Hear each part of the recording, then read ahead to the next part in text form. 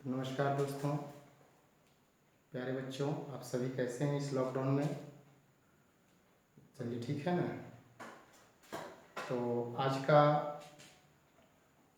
जो क्लास है, class 11th का जो पीछे क्लास हुआ था महासागरीय धाराएं, आज उसका अंतिम क्लास है। हम सभी GIIES great Indian institute of science की परिवार की ओर से आप सभी लॉकडाउन में घर में रह रहे बच्चों के लिए हम लोग जो सुविधाएं दे रहे हैं, घर बैठे आप लोग को ऑनलाइन क्लास दिया जा रहा है ताकि आप लोग घर में रह करके सुरक्षित रह करके अपना क्लास वर्क पूरा करते रहें। तो great Indian institute of science आप सभी विद्यार्थियों को, कॉम्पिटिटिव विद्यार्थियों को बहुत बहुत स्वागत करता है। आज हम लोग आज का जो टॉपिक्स है महासागरीय धाराएं, उससे संबंधित जानकारी करेंगे। तो पीछे की जो क्लास में हुआ था उसमें हम लोगों ने महासागरीय जलधाराओं से संबंधित कुछ बातें को, कुछ शब्दों को हम लोग अध्ययन किए थे। उसके बाद सेकेंड क्लास जो हुआ था उसमें महासागरीय जलधाराओं में से अटलांटिक महासागर की जलधारा को विस्तृत रूप से अध्ययन किए थे। जो अटलांटिक महासागर की जलधारा को बताया गया था कि अटलांटिक महासागर में दो पार्ट्स करके बताए थे, एक उत्तरी अटलांटिक और एक दक्षिणी अटलांटिक, जिसमें यह बताया गया था आप लोगों को कि विषुवत रेखा के उत्तर की ओर चलने वाली जलधाराएं होती है उसे उत्तर विषुवतीय धारा के नाम से जाना जाता है, और दक्षिण की ओर जो चलती है विषुवत रेखा के समीप उसे दक्षिणी विषुवतीय जलधारा कहते हैं। तो सारांश के तौर पर सिर्फ हम बताना चाहते हैं कि अटलांटिक महासागर में जब उत्तरी अटलांटिक की बात कर रहे थे तो उत्तरी अटलांटिक में उत्तरी विषुवतीय जलधारा प्रवाहित होते हुए जब आता है कैरिबियन सागर के पास टकराता है तो 15 डिग्री नॉर्थ अक्षांश में, 15 डिग्री उत्तरी अक्षांश में टकराने के पश्चात वो दो खंडों में बंट जाता है। एक उत्तर तरफ जाता है वो एंटीलीज की धारा कहलाती है, और दक्षिण तरफ जो जाती है वो कैमी की धारा कहलाती है। फिर वो आगे बढ़ते हुए मेक्सिको की खाड़ी से तट से टकराता है और वो मेक्सिको की जलधारा के नाम से जाना जाता है। फिर वो अपने स्पाइरल नियम के अनुसार में 45 डिग्री एंगल से घूमता है और जाकर के फ्लोरिडा तट से टकराता है, जिससे फ्लोरिडा की जलधारा के नाम से जाना जाता है। फिर वो आगे बढ़ता है तो 50 डिग्री के अक्षांश के पास उसे विशेष रूप से नाम दिया जाता है जिसको गल्फ स्ट्रीम कहते हैं।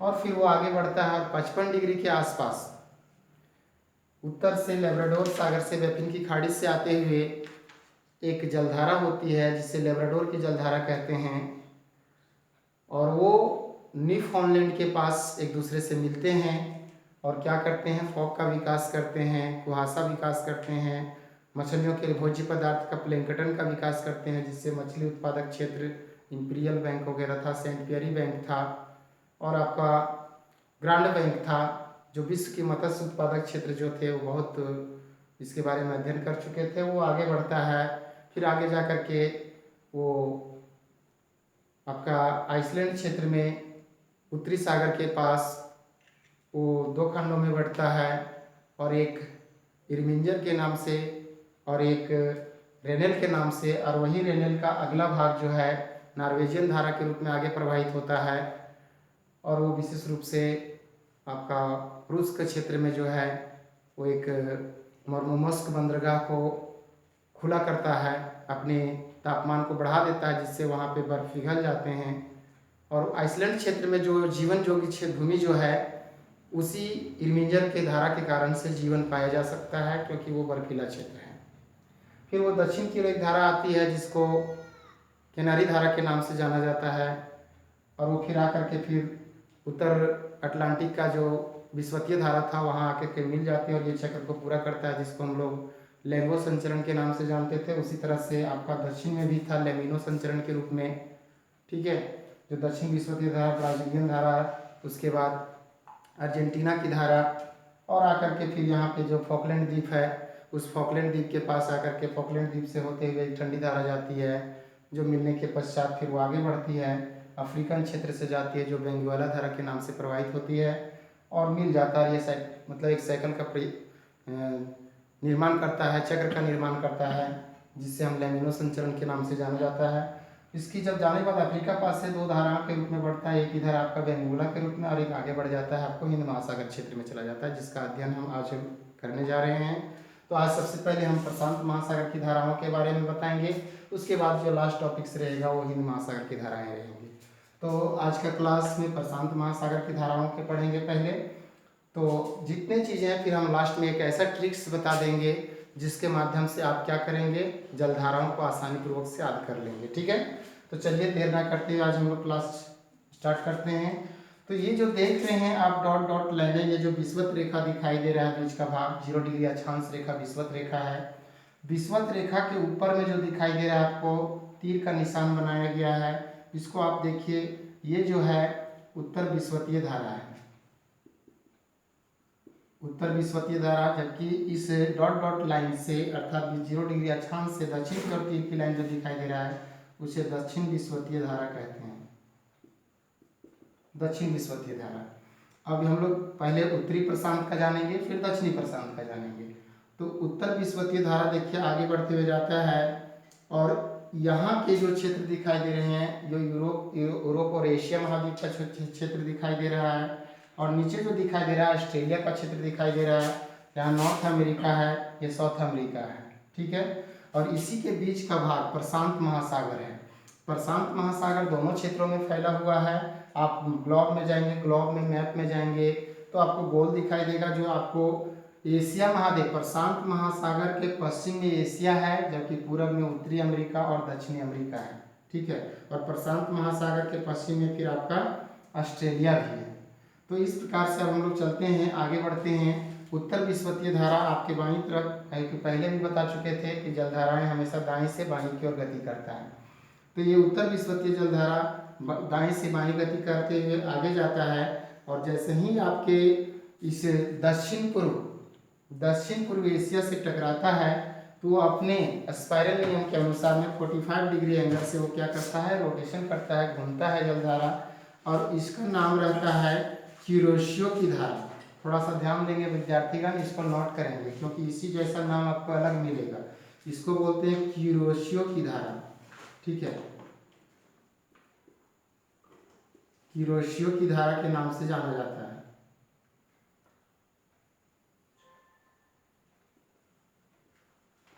क्यूरोशियो की धारा के नाम से इसको जाना जाता है। ये क्यूरोशियो की धारा जब आगे बढ़ता है तो यहाँ जापान सागर के पास देखेंगे, जापान सागर से एक जलधारा उत्पन्न होती है जिसको सुसीमा की जलधारा कहते हैं। इसको क्या बोलते हैं, सुसीमा करंट। ठीक है, शॉर्ट में नाम लिख रहे हैं लेकिन नाम पूरा बता रहे हैं आपको। क्यूरोशियो की जलधारा जब आगे बढ़ती है तो यहाँ से पहले से आ रहा है एक जलधारा जो जापान सागर से होते हुए बहती है, जिसका नाम है सुसीमा की जलधारा।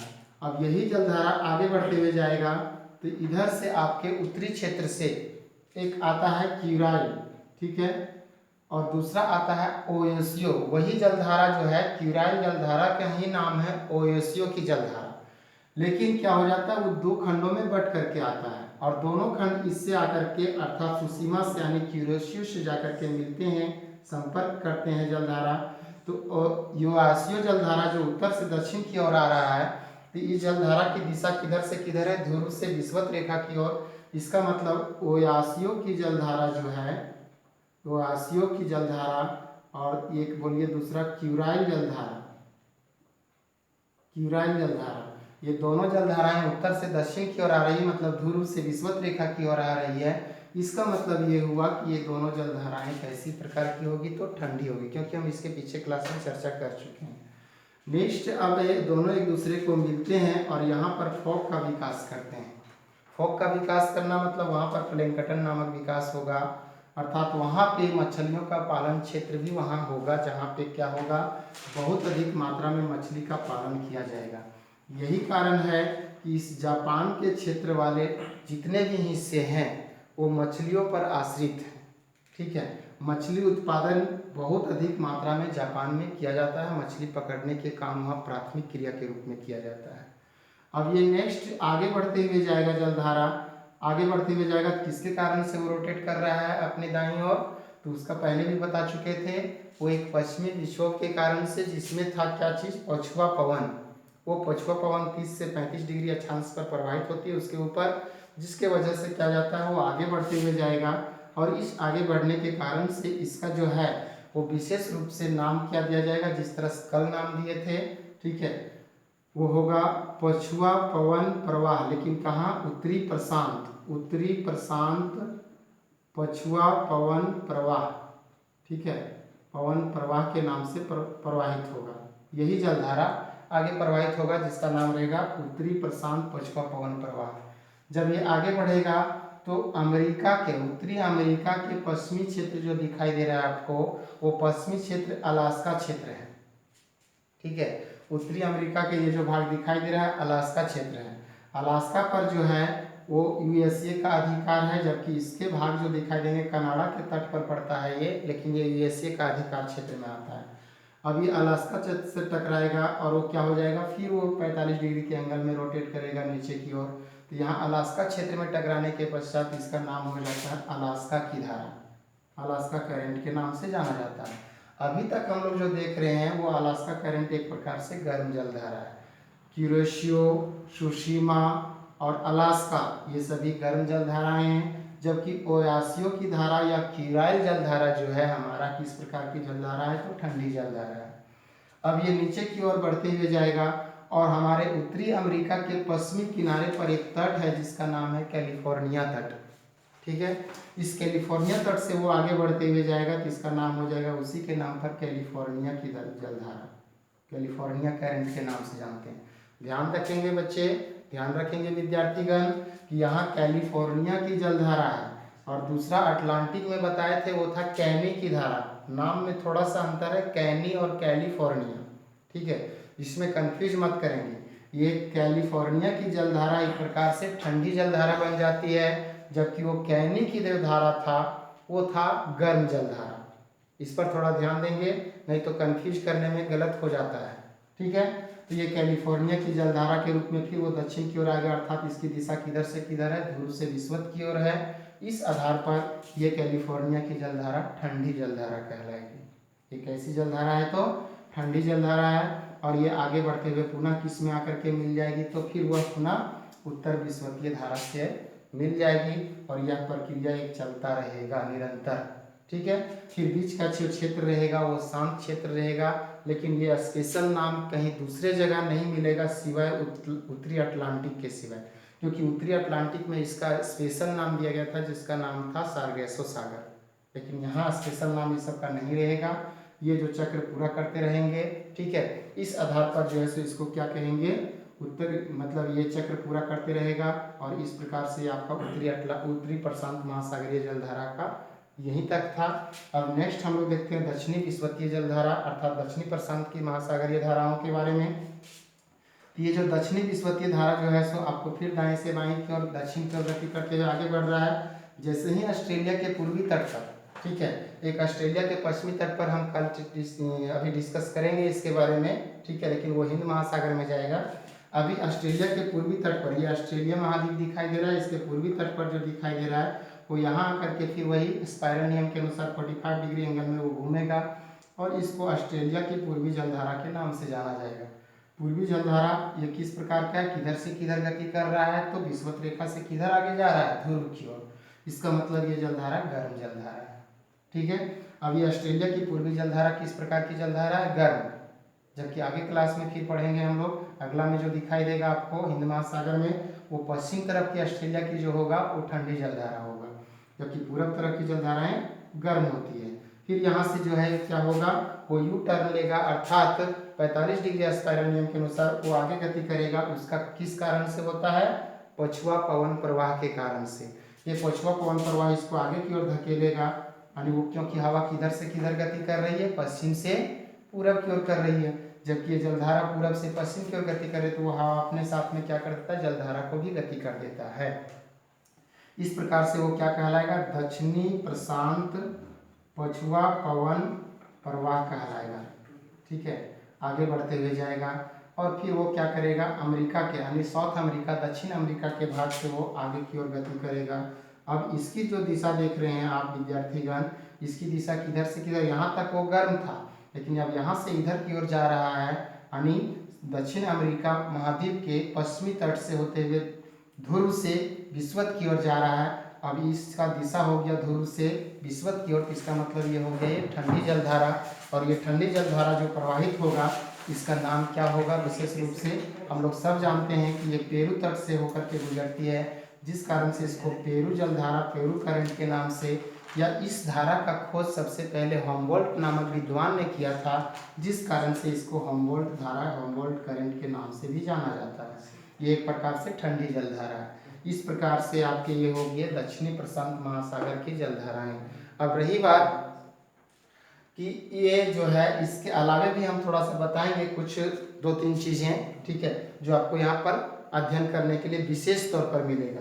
लेकिन इससे पहले हम थोड़ा सा हिंद महासागर की जलधाराओं के बारे में बताना चाहते हैं। तो ये हिंद महासागर की जलधाराओं में देखेंगे, उत्तर में ज़्यादा तो नहीं है, ये उत्तरी विषुवतीय धारा है, उत्तर विषुवतीय धारा, ये आगे बढ़ रहा है दाएं से बाएं की ओर, और जैसे ही अफ्रीका के तट से टकराएगा वो आगे बढ़ते हुए इस अफ्रीका के किनारा क्षेत्र है जिसका नाम है सोमाली, वो सोमाली से टकराने के बाद आगे बढ़ता है। इसका कारण से यहाँ पे एक जलधारा मिलेगा जिसका नाम है सोमाली की जलधारा, सोमाली करंट। मीन्स ये सोमाली करंट कैसा जलधारा है, तो गर्म जलधारा है। ठीक है, अब इसी प्रकार से ये आगे बढ़ते हुए जाएगा और भारत के पश्चिमी क्षेत्र पर जाएगा। यहाँ पर उस जलधारा का नाम नहीं रहता है, लेकिन यही जलधारा को हम लोग आगे जब बढ़ते हैं तो हम लोग देखते हैं कि 6 महीने आता है, 6 महीने नहीं आता है। मतलब क्या हुआ, ये जो जलधारा जाएगा यहाँ पे, इसको कहेंगे दक्षिण पश्चिम की मानसून। यही जलधारा अपने साथ में बहा करके ले जाता है, दक्षिण पश्चिम की मानसून कहलाता है, जिससे भारत में अत्यधिक वर्षा होती है। ठीक है, इस प्रकार से आगे भी बढ़ते जाएगा पश्चिमी दक्षिण पूर्वी एशियाई देशों में भी, और ये दक्षिण पश्चिम मानसून के नाम से जाना जाएगा। ठीक है, ये था उत्तर विषुवतीय जलधारा जो हिंद महासागर की जलधारा था। इसमें एक ही जलधारा का इंपॉर्टेंट है विद्यार्थीगण, वो था सोमाली की जलधारा। यहाँ नाम है सोमाली, और यहाँ एक बताए थे वो था आपका सुसीमा। ठीक है, सुसीमा करंट, यहाँ भी 80 है, यहाँ भी 80 है, तो नाम रखना है। जापान सागर के पास उसको सुसीमा कहा जाता है जलधारा को, और ये हिंद महासागर की जो जलधारा है वो उसको सोमाली की जलधारा के नाम से जाना जाता है। अब हम लोग दक्षिणी हिंद महासागर की ओर देखते हैं, इसको दक्षिण विषुवतीय धारा के नाम से जाना जाता है। ये दक्षिण विषुवतीय धारा जब आगे बढ़ेगा तो अफ्रीका के पूर्वी तट से जब टकराएगा तो नीचे की ओर मुड़ेगा, गति करेगा, और नीचे की ओर मुड़ते हुए जो क्षेत्र यहाँ दिखाई दे रहे हैं वो क्षेत्र आपका जो दिखाई दे, मेडागास्कर क्षेत्र दिखाई दे रहा है। ये जो है मेडागास्कर द्वीप है। ठीक है, इस मेडागास्कर द्वीप से जो हम पहले भी चर्चा किए थे, इसी मेडागास्कर द्वीप से 9th का जो क्लास लिए थे उसमें बताए थे, यही मेडागास्कर क्षेत्र से भारतीय जो नाविक लोग थे प्राचीन काल में, नाविक लोग जब स्वेज नहर का निर्माण नहीं हुआ था, यही मेडागास्कर से होकर के केप ऑफ गुड यहाँ पड़ता है दक्षिणी तट पर अफ्रीका के, केप ऑफ गुड होते हुए क्या जाता था, यूरोप की ओर व्यापार करता था, जो काफ़ी लंबी यात्रा करना पड़ता था। लेकिन सन 1869 ईस्वी में स्वेज नहर के खुलने से क्या हो गया, हमारे देश के बीच यानी भारत और यूरोपीय देशों के बीच जो व्यापारिक संबंध है, दूरी, वो लगभग 7000 किलोमीटर कम हो गई थी। ठीक है, ये है मेडागास्कर द्वीप। इस मेडागास्कर द्वीप के पास आने के पश्चात क्या हो जाता है, ये 2 धाराओं में बढ़ जाता है। एक धारा इधर से जाता है जो मोजाम्बिक देश से होकर के जाता है, गुजरता है तट से, इसके कारण से इसका नाम है मोजाम्बिक करंट। ठीक है, मोजाम्बिक की जलधारा के नाम से जाना जाता है, जबकि जो पूर्वी तट पर आता है उसे कहा जाता है मेडागास्कर करंट। ठीक है, और ये दोनों धाराएं एक दूसरे को फिर क्या हो जाती है, पार करने के पश्चात मेडागास्कर द्वीप को जैसे ही पार करती है, दोनों धाराएं एक दूसरे को मिल जाती हैं। कौन कौन, एक मोजाम्बिक करंट और दूसरा मेडागास्कर करंट, ये दोनों एक दूसरे को मिलेंगे तो यहाँ इसका नाम रखा जाएगा अगुल्हास की धारा, अगुल्हास की धारा, अगुल्हास करंट। नाम हम पूरा बता रहे हैं लेकिन लिख रहे हैं छोटा शॉर्ट में। ठीक है, इसको अगुल्हास करंट के नाम से जाना जाता है। अब यहाँ हम पहले भी चर्चा किए थे, अटलांटिक वाला जब जलधारा बता रहे थे तो वहाँ भी बताए थे अटलांटिक वाला में कि ये पूर्वी तट से अफ्रीका के पश्चिमी तट से टकराने के बाद बेंगोला धारा के रूप में बहता है, जबकि एक धारा आगे बढ़ जाता है। तो वही दक्षिणी प्रवाह जो था, अर्थात आपका जो पछुआ पवन प्रवाह था, वही इसको आगे धकेलेगा, यानी पूरब की ओर धकेल करके आगे ले जाएगा किसको, अब्दुलहास की धारा को, और वो किस रूप में प्रवाहित होगा, तो अब यहाँ पे हिंद महासागर में बह रहा है इसलिए इसका नाम हिंद महासागर हो जाएगा। अर्थात दक्षिणी हिंद महासागर के पछुआ पवन प्रवाह, जिस तरह यहाँ बताएं कि दक्षिणी प्रशांत बताएं, उसी तरह से वहाँ हो जाएगा हिंद महासागर का दक्षिणी हिंद महासागर ये पछुआ पवन प्रवाह के रूप में प्रवाहित होगा।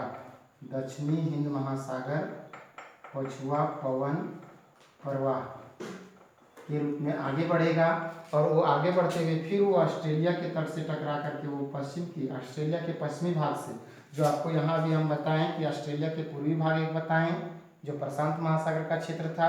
अब ये हिंद महासागर का जो क्षेत्र पड़ रहा है आपको ऑस्ट्रेलिया महाद्वीप के पश्चिमी क्षेत्र पड़ रहा है।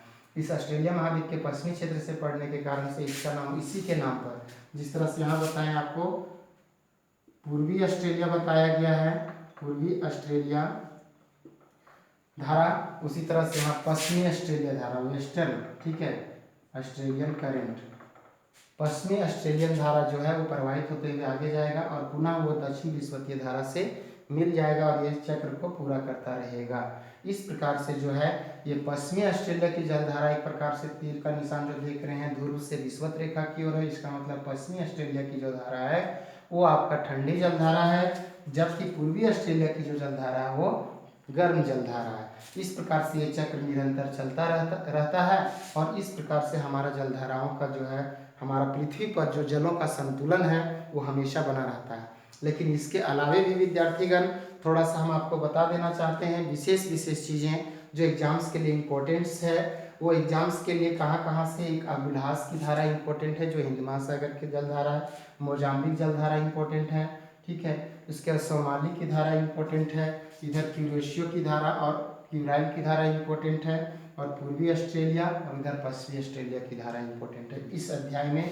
साथ ही साथ इसमें और इम्पोर्टेंट है, जैसे क्या होता है कि ये जो जलधारा था सो सभी जलधाराएं बह रहा था किधर से किधर, पूरब से पश्चिम की ओर, लेकिन एक जलधारा ऐसा होता है जो पश्चिम से पूरब की ओर भी प्रवाहित होता है, जिसको कहा जाता है प्रतिविषुवतीय धारा, ठीक है। विषुवत रेखा के समीप ही क्या होगा, एक जलधारा प्रवाहित होगा जिसका नाम रहेगा प्रतिविषुवतीय धारा, जो पश्चिम से पूरब की ओर चलेगा, तो वो प्रतिविषुवतीय एंटी जो होगा, ठीक है। इसके साथ और थोड़ा सा आपको बता देना चाहते हैं कि जितने भी जलधाराएं हैं वो उत्तरी गोलार्ध में विषुवत रेखा से उत्तर की ओर जितने भी गति करेंगे वो घड़ी के सुई के समान, ठीक है, घड़ी के सुई के समान गति कर रहे हैं। देखिए टर्न ले रहे हैं, घड़ी इसी तरह से गति करता है, जबकि इसमें जो है घड़ी के सुई के विपरीत दक्षिणी गोलार्ध में जो देखेंगे एंटी क्लॉकवाइज देखेंगे और इसमें क्लॉकवाइज देखने के लिए मिलेगा। जहाँ भी देखेंगे उत्तरी गोलार्ध में क्लॉकवाइज था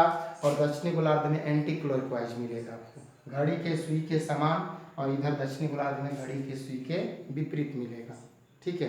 तो इस प्रकार से ये प्रतिविषुवतीय धारा क्या होता है कि प्रतिविषुवतीय धारा हमारे कुछ पृथ्वी पर जो है हमारे समुद्री धाराओं में हलचल के कारण से और साथ ही साथ व्यापारिक पवन के कारण से, विषुवत रेखा के समीप जो है व्यापारिक हवाएं चलती है, उन व्यापारिक पवनों के कारण से क्या हो जाता है, जलधारा का दिशा परिवर्तन हो जाता है और वो क्या होने लगता है, पश्चिम से पूरब की ओर गति करने लगता है व्यापारिक हवा के साथ साथ। इस कारण से इसको प्रतिविषुवतीय धारा के नाम से जाना जाता है।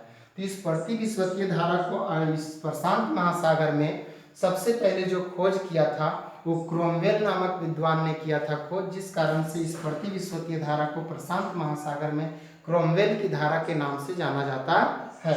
इसको क्रोमवेल कहा जाता है, लिख दे रहे हैं। प्रशांत महासागर की जब बात करेगा प्रतिविषुवतीय धारा का तो क्रोमवेल नामक विद्वान किया था इसका खोज, जिस कारण से इसे प्रशांत महासागर में प्रतिविषुवतीय क्वेश्चन पूछता है कि प्रशांत महासागर में प्रतिविषुवतीय जलधारा को किस नाम से जाना जाता है, तो उसको हम क्रोमवेल की जलधारा के नाम से भी पुकारते हैं। और दूसरा हमारा जो है कि अटलांटिक महासागर में भी प्रतिविषुवतीय धारा प्रवाहित होती है, जिसे ये गिनी तट से प्रवाहित होने के कारण से इसको गिनी की धारा भी कहते हैं। लेकिन इसका खोज प्रतिविषुवतीय धारा की खोज अटलांटिक महासागर में एक लोनोवास नामक विद्वान ने किया था। लोनोवास लोनोवास नामक विद्वान ने किया था, जिस कारण से इसे लोनोवास की जलधारा भी कहा जाता है। यानी ये गिनी तट से प्रवाहित होने के कारण से ये गिनी की धारा है, लेकिन लोनोवास ने विद्वान ने खोज किया था, इसलिए अटलांटिक महासागर में पड़ती विषुवतीय जलधारा को लोनोवास की जलधारा के नाम से भी जाना जाता है। ये था आपका विशेष रूप से।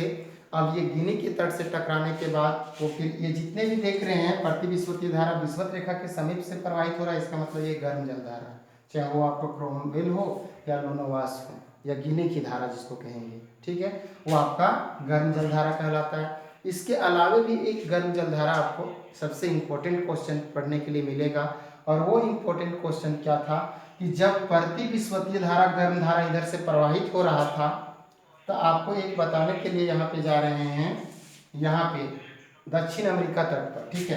तो पड़ती विषुवतीय धारा दोनों गोलार्धों में जब प्रवाहित होता है, तो इस आधार पर यहाँ पे क्या हो जाता है, इधर से जो पेरू तट से जा रहा है या हम्बोल्ट की जलधारा जा रहा है, ये दोनों यहाँ पे क्या कर देता है, गर्म जलधारा और ठंडी जलधारा मिलने से फॉग का विकास करेगा, और यहाँ पे क्या हो जाएगा, यहाँ की टेम्परेचर को बढ़ा देगा, तापमान को बढ़ा देगा, और तापमान को बढ़ाने के कारण से इस क्षेत्र में क्या हो जाता है, विशेष रूप से इसका दिशा को परिवर्तन कर देता है। यही हम्बोल्ट की जलधारा में एक अन्य जलधारा उत्पन्न हो जाती है, जो विशेष रूप से प्रत्येक बार तो नहीं आता है, लेकिन करीबन 3 से 4 वर्षों में एक बार आता है, ठीक है।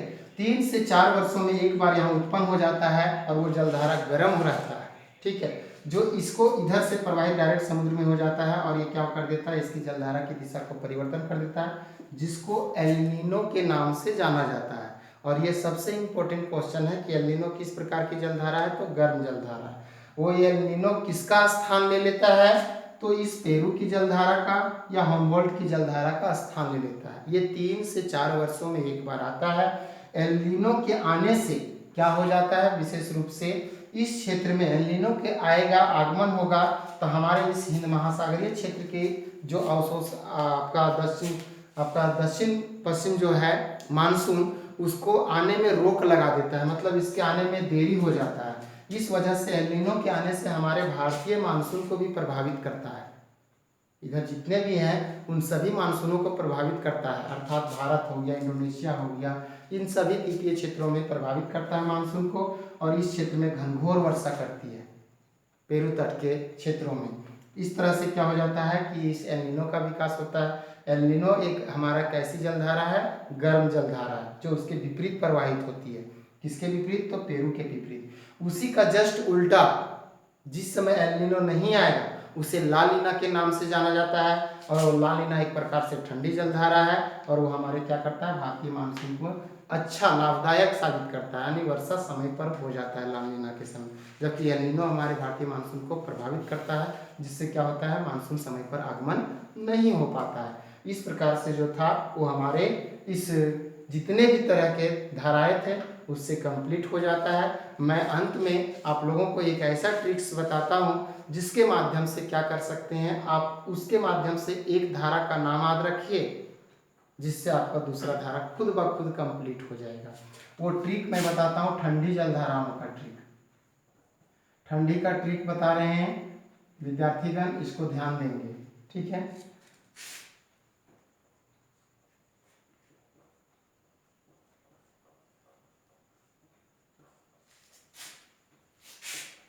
हम बोले ग्रीन बोगला केला